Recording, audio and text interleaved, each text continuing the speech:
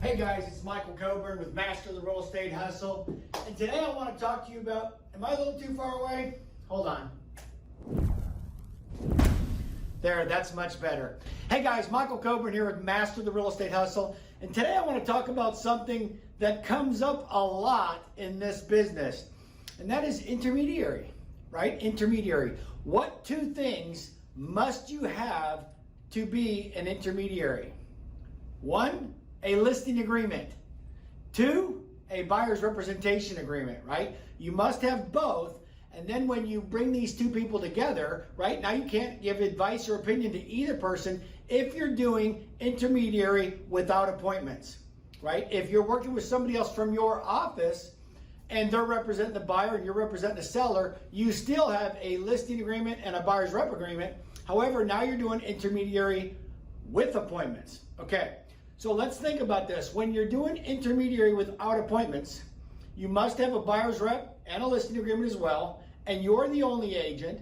So now you're facilitating the deal. You're bringing the deal together, right? Where you're working with the buyer and the seller. You can't give advice or opinion to either person. And now you're giving them both notice that they are now in an intermediary situation. So here's what happens with most agents. They've got a listing. They do an open house.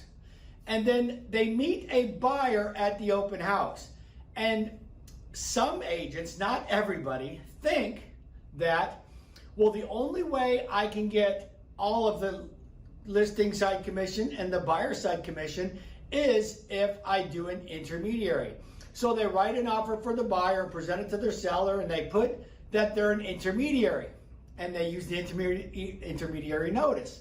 Well, at this point, you're not an intermediary, because you still represent the seller. You've got just a listing agreement. You have the buyer sign an IABS, and you're working with the buyer as a customer, but you represent the seller. You still get all the money. You don't have to be an intermediary to get all the money. You work with the buyer as a customer and the seller as a client, and that is not an intermediary situation. Let's flip this another way. You've got a listing. The seller hired you to represent them and sell their house. You get the house on the market, you have an open house, in comes a nice young couple, they don't have an agent, and now they want to buy this house. So you think that now to do an intermediary, you got to put them under a buyer's rep agreement.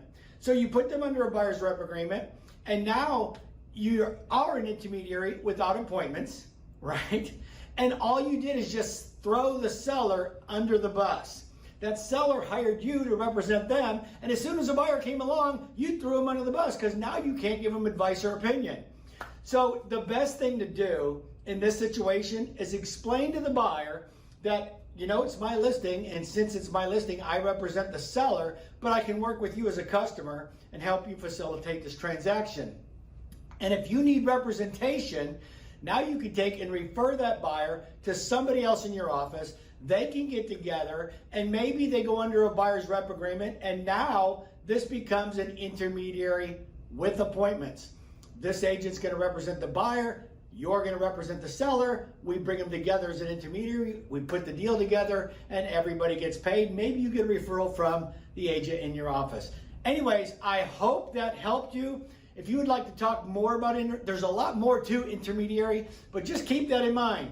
You must have a buyer's rep and you must have a listing agreement to be an intermediary, whether you're with or without appointments. If you would like to talk more about this, please feel free to give me a call. And if you're not in my brokerage, always check with your own broker first, but I'm always happy to talk to you as well. Have a great day, and remember this: you're great where you are. You're just too good to stay there. Have an awesome day. We'll see you real soon. Bye-bye now.